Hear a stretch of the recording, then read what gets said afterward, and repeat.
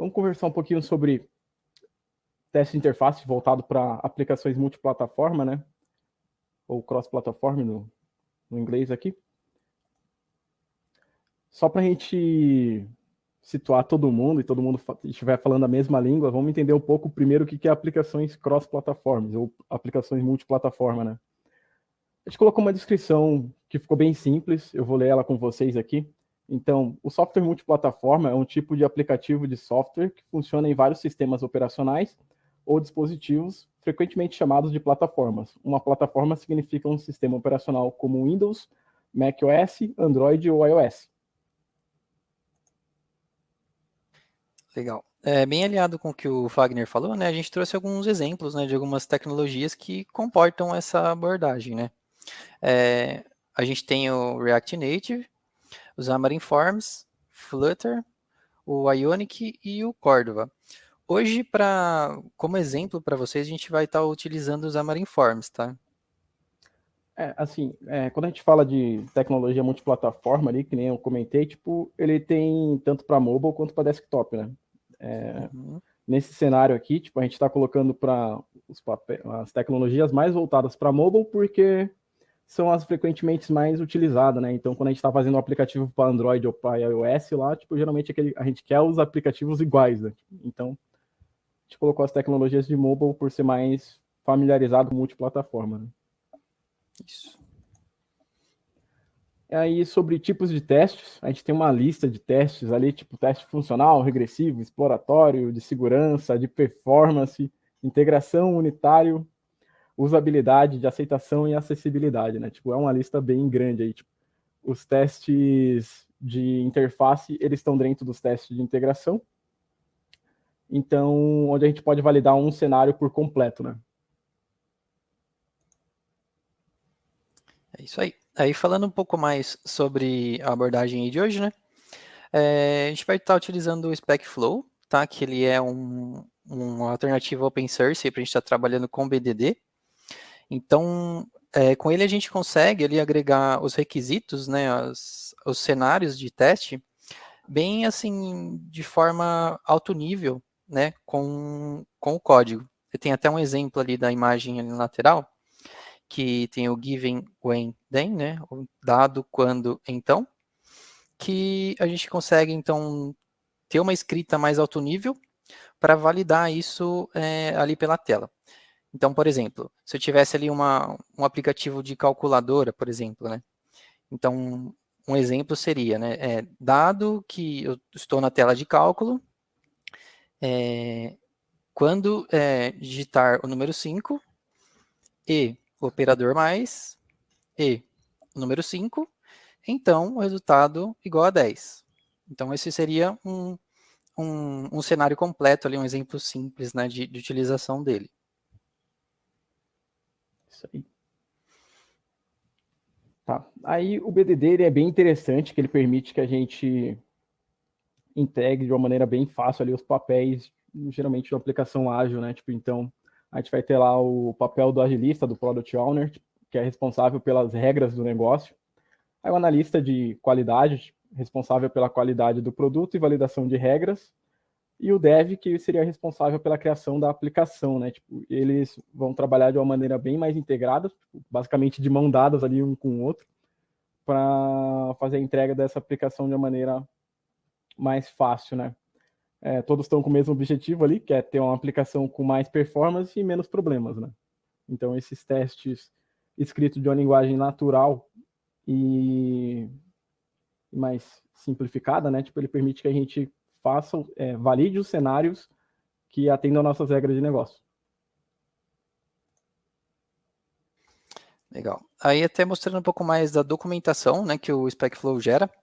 Então, quando a gente tem ali os cenários escritos e agrupados ali, ele gera para a gente uma documentação mais visual, assim, mais gráfica, onde eu consigo ver e executar, dependendo da ferramenta ali, todos os cenários para cada caso de teste, né?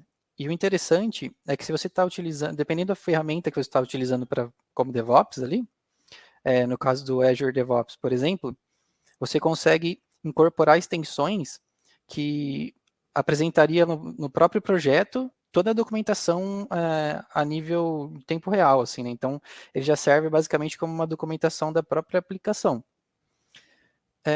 Aí na direita ali a gente tem um resumo só do que foi executado, né? Então, os testes que passaram e falharam, outros detalhes ali da execução, e é isso. Só para complementar um pouquinho mais aqui dos cenários do SpecFlow e do BDD, né? Tipo, aqui, deixa eu ver se eu consigo ligar o laser aqui. Aqui, ó. As features, tipo, as funcionalidades aqui, tipo, ela tem um conjunto de cenários, e esse conjunto de cenários ela tem um conjunto de passos, né? Então, no exemplo da calculadora, que foi esse que o Fernando citou ali para vocês, a gente tem a entrada de 2 números, apertar lá o botão de adicionar, né, um mais, tipo, e ter um resultado. Então, tem 4 steps, 4 passos para fazer a validação de um cenário, né? Tipo, e esse cenário aqui, ele está dentro de uma funcionalidade, que é uma funcionalidade de calculadora. Então, eu apertei 3 vezes esse botão aqui de mudar de tela. Todo mundo deve estar um pouco ansioso aí de ver isso aqui na prática, então vamos ali para o código, né? A gente criou um aplicativo Xamarin Forms, que nem o Fernando comentou ali. Tipo, só deixa eu abrir o emulador aqui. Vou abrir aqui o app para vocês darem uma olhada no que a gente vamos testar. Então, basicamente, ele tem uma tela de login, que ele pede aqui o nome do usuário e senha. Se eu digitar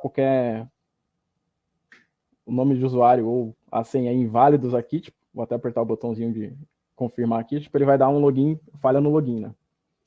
Então, se eu digitar um login válido,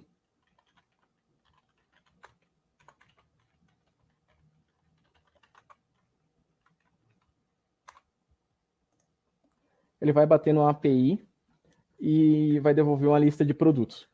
É basicamente isso. Então, o cenário que a gente vai fazer validação aqui, tipo, explicar de uma maneira mais simples, né, e apresentar para vocês o SpecFlow, é uma validação de um fluxo de login. Então, eu estou esperando que eu preencha os campos de login de uma maneira válida e visualize a página de produtos, né?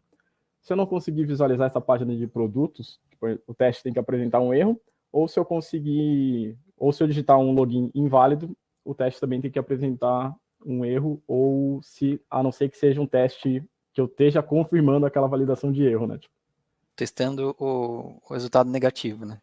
Só deixa eu ver se essa API aqui subiu. Tipo, a gente tem uma API publicada aqui no Azure.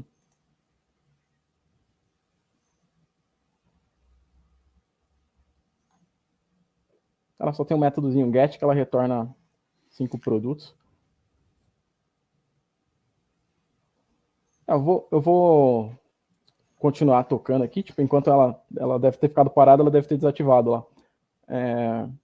Aí eu já mostro para vocês a aplicação quando ela voltar a responder aqui, né? A API voltar a responder.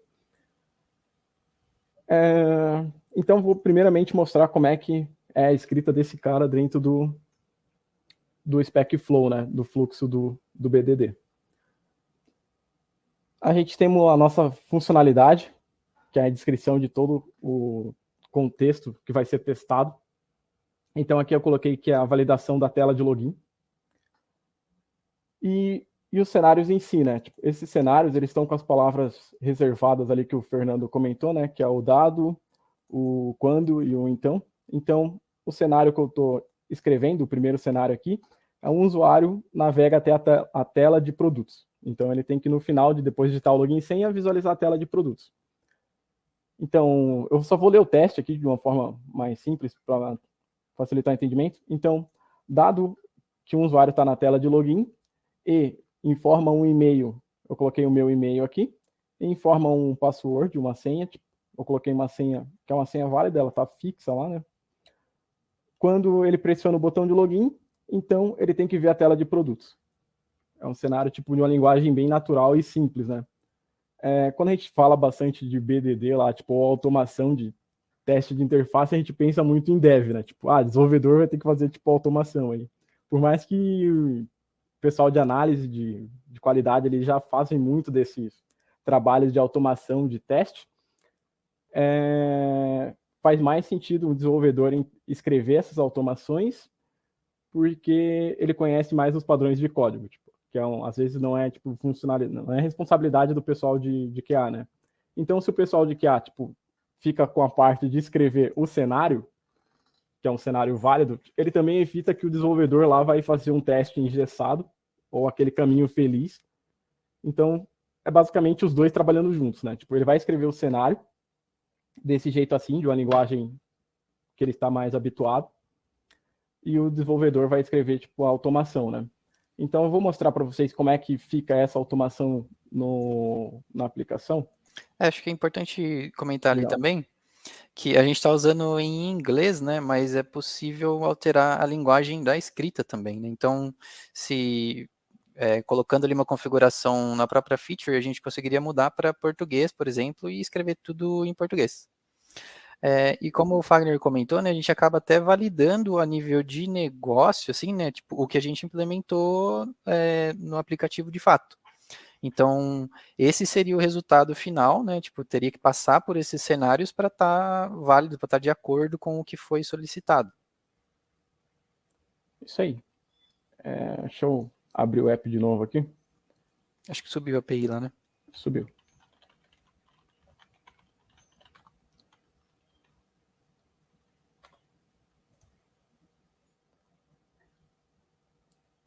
Então ele está indo lá bater na API, buscar os produtos e mostrou uma listagenzinha de 5 produtos aqui, né? Bem simplesão. Tá. Como é que a gente liga esses dois casos aqui, né? De o QA consiga escrever os testes de uma linguagem natural e o desenvolvedor consiga traduzir essa linguagem aqui para uma programação, no caso, né? Então, por exemplo, a gente tem aqui o dado que ele está numa tela de usuário. Essa anotação, tipo, ela vai ser traduzida direto para esse método, né? Então, eu tenho a mesma escrita que está ali, aqui no modo de Gherkin aqui, né? No meu associado a um método. Então, a gente estamos com alguns binds, né? Tipo, a gente tem alguns binds. Esses binds aqui, tipo, é tudo que vai ser visível para o nosso cenário do SpecFlow aqui, no cenário do BDD aqui, né? Então, quando eu clicar, quando eu chamar aqui o primeiro passo aqui de o usuário está na tela de login, o que eu estou verificando é se o aplicativo que está rodando, ele está esperando uma tela que tem um elemento chamado login. Então, na nossa tela de login, tipo, deixa eu fechar aqui. E abrir ele de novo.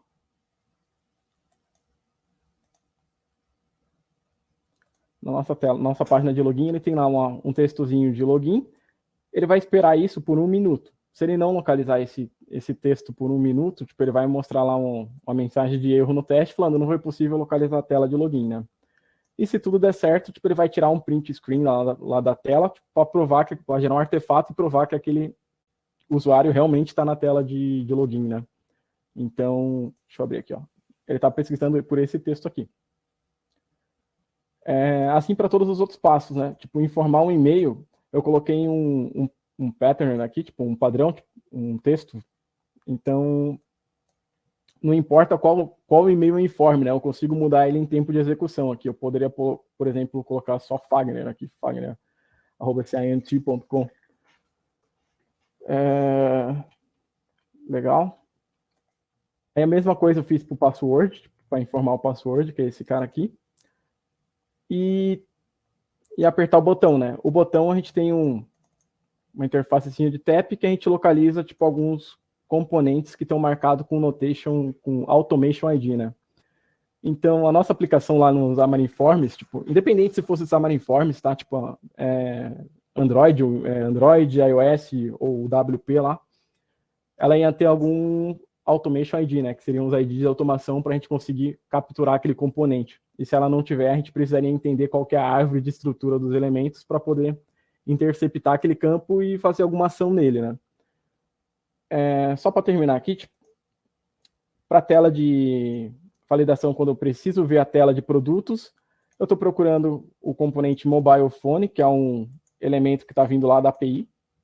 Eu fechei a página? Fechei, enfim. É um dos produtos, né, que vem na lista. Isso, é um dos produtos que vem na lista. e eu tiro um print screen da página lá, tipo, para validar que aquele artefato foi concluído com sucesso.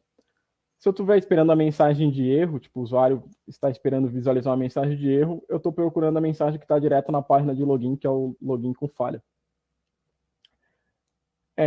Se vocês repararem, a gente tem 2 cenários aqui. A gente poderia ter N cenários com a tela de login, por exemplo, tipo, validar se o e-mail possui um arroba, se o e-mail tem a quantidade de caracteres certos, se a senha está atendendo um padrão de complexidade.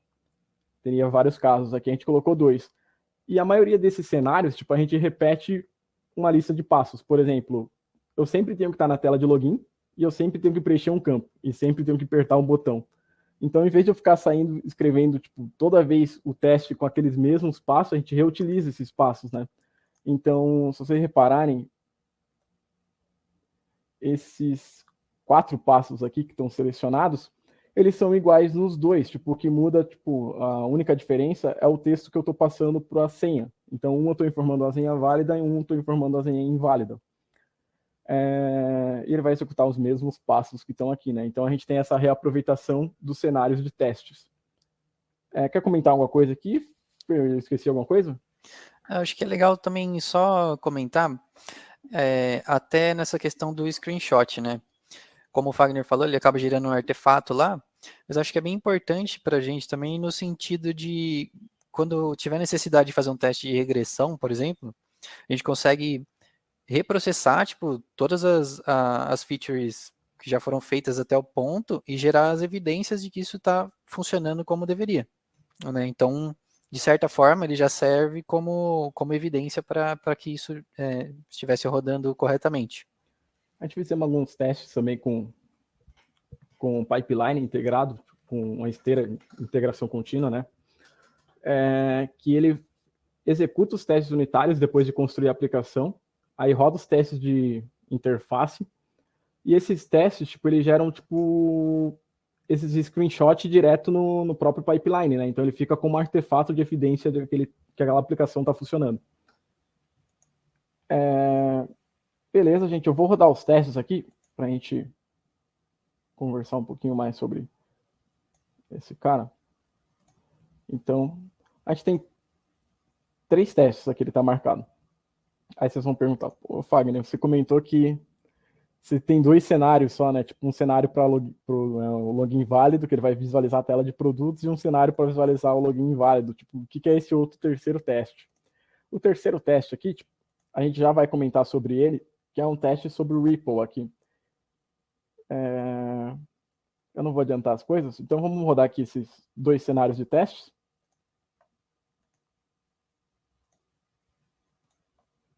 E esperar que a aplicação funcione sozinha, tá? E faça as validações sozinha.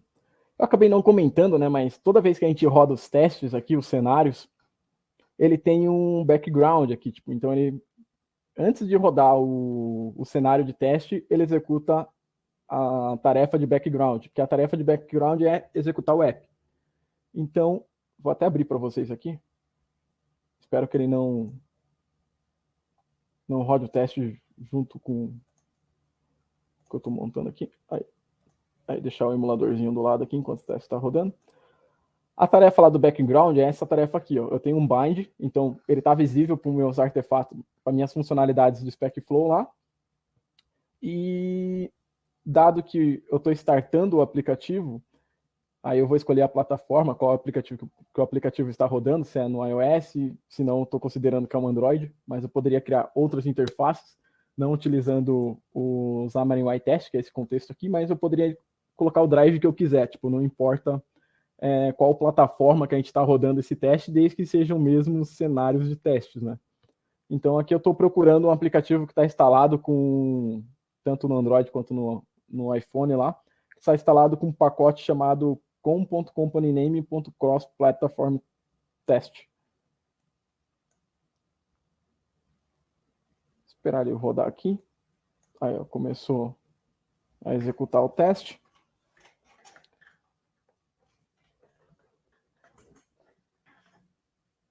Então, para cada teste, se a gente rever ali, para cada teste ele vai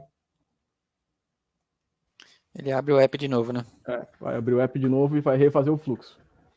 Aí.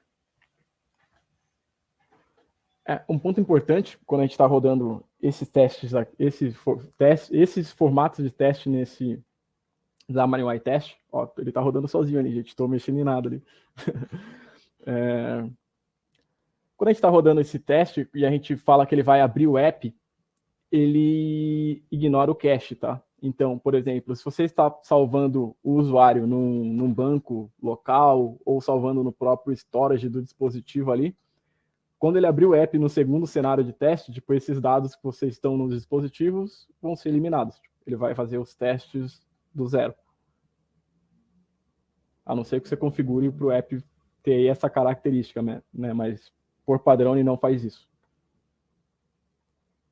Então, ó, o primeiro cenário ali, tipo, ele rodou como login, como falha no login, né? Tipo, um outro ponto importante aqui.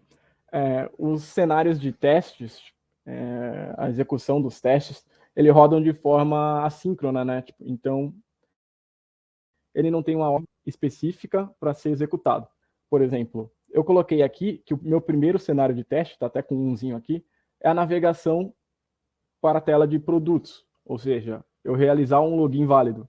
Só que o primeiro teste que ele executou lá, ó, tipo, foi o login inválido. Então, se eu tiver tipo uma lista de, sei lá, 100 testes aqui, tipo, não necessariamente o primeiro teste que eu escrevi será o teste que será executado. Apesar que a gente pode criar um fluxo que os cenários tenham dependência entre eles, né? Mas dessa maneira que a gente está apresentando para vocês aqui, eles são assíncronos, né? Ele não tem dependência um com o outro. Então ele está preenchendo ali o usuário.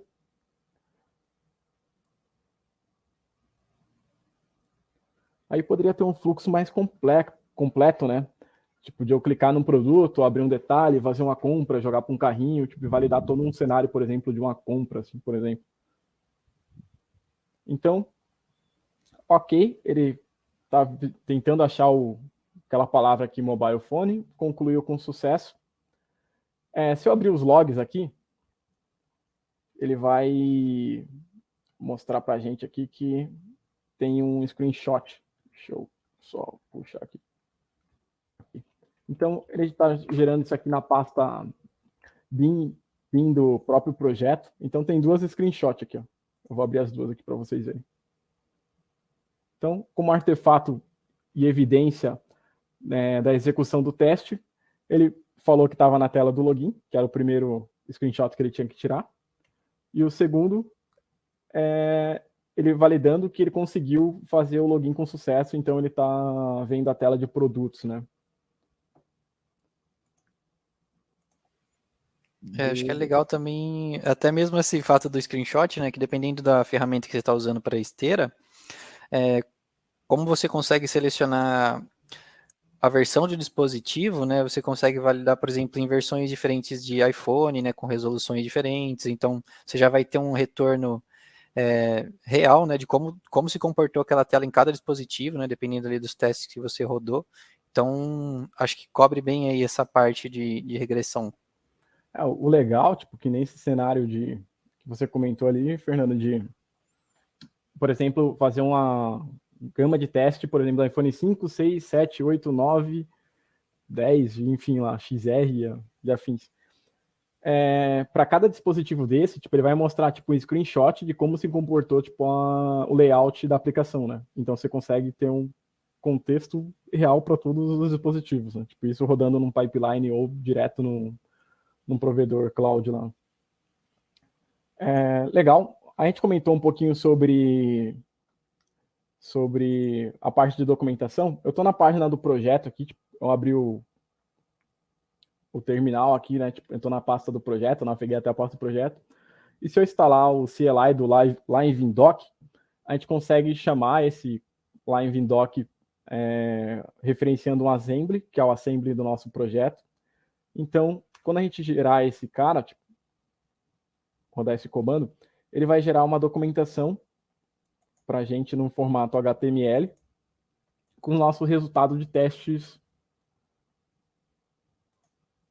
que nem vocês viram no exemplo lá, né? Aí eu posso fazer a descrição, como é que eu preferi, colocar um screenshot, colocar uma imagem, tipo, e aqui tá os dois cenários de teste, né? Eu posso visualizar os cenários individuais ou todos os dois juntos, né? Acho que isso aqui, né, Fer? Tipo, esqueci alguma coisa? Acho que é isso, né? A grande sacada e a sacada aí de utilizar dessa forma é você reaproveitar os steps, né? Então, supondo que a gente tenha diversas telas aí para frente depois, a gente parte do princípio que, por exemplo, a maioria dos testes vão precisar que o usuário tenha passado pelo login, né? Então, isso, depois de escrito uma vez, você vai reaproveitar em todos os outros steps, né? Então, já vai adiantar bem ali, tipo, a escrita dos novos que vierem, né? A gente tem tempo ainda? Tipo, tá, só vou mostrar um outro cenário aqui, que era o cenário do Ripple aqui, né? Tipo, acabei esquecendo de comentar sobre esse cara. Então, o que é o Ripple? Quando eu rodo esse cenário, vou até abrir o teste aqui. O que ele está fazendo... Ah, tá. Vou fazer duas coisas para mostrar para vocês, tá?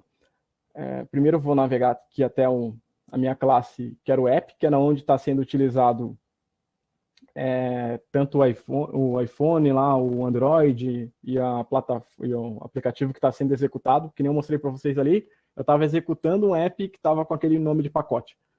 Então, esse app aqui, deixa eu... Aí ele resolveu dar uma travada. É que tá rodando o teste ali.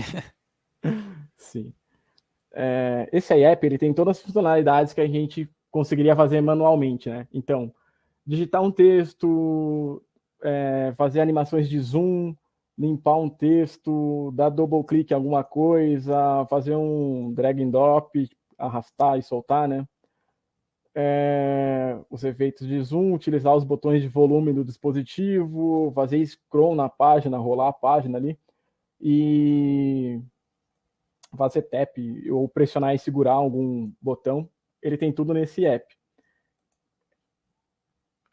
Deixa eu voltar no cara aqui, que é esse cara aqui que a gente está retornando independente da plataforma. O teste, eu configurei fixo aqui, tipo, aqui eu não estou utilizando nada do SpecFlow e nem do nada do SpecFlow e nem do BDD, né? Estou utilizando direto o NUnit, que é o framework de teste que a gente está implementando aqui. E o framework de teste, tipo, eu falei para ele que no setup, tipo, ele vai me devolver um app Android, que é para a gente só fazer esse teste do Ripple. O Ripplezinho aqui, ele abre esse console. Esse console, tipo, além disso, tipo, ele roda o app e abre o console, né? Então, se eu colocar aqui um comando, por exemplo,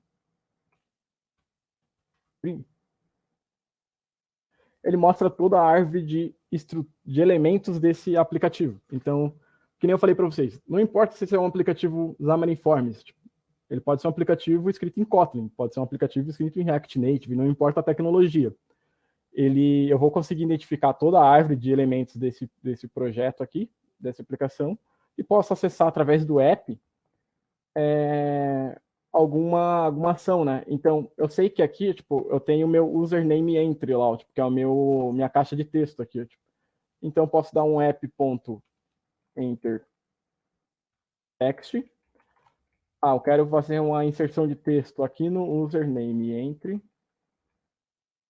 contexto TDC Future 2021.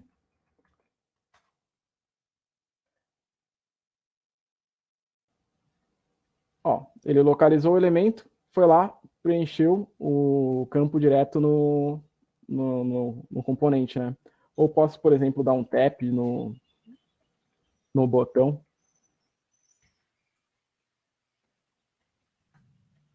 E assim, tipo, fazer qualquer ação, né? Pode falar. Né?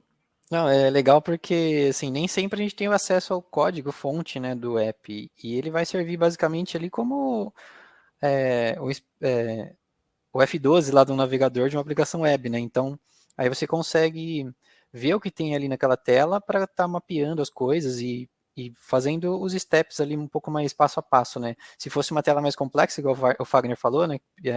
Tem como você apertar os botões de volume, você fazer scroll. Então, eu acho que é bem legal essa parte mais em tempo real para você ir validando, né? Isso aí. Eu fechei ali o consolezinho, então ele parou de rodar o REPL. O que eu queria deixar bem claro para vocês é que indifere a tecnologia, gente. Vocês podem estar rodando em qualquer plataforma, sendo Windows, macOS, Android, iOS, não importa. Você só precisa do drive daquele dispositivo. E também não importa a tecnologia que você está escrevendo esse teste. Tipo, você pode escrever aqui em .NET, que nem eu fiz aqui, você pode escrever em Kotlin, Swift, no framework que vocês tiverem, na linguagem que vocês tiverem mais familiaridade, né? Tipo, o que é importante aqui é essa forma de escrita de código. Tipo, o que está por trás dele é a cargo aí de desenvolvedores, né? Gente, eu acho que é isso. Não sei se eu passei do tempo.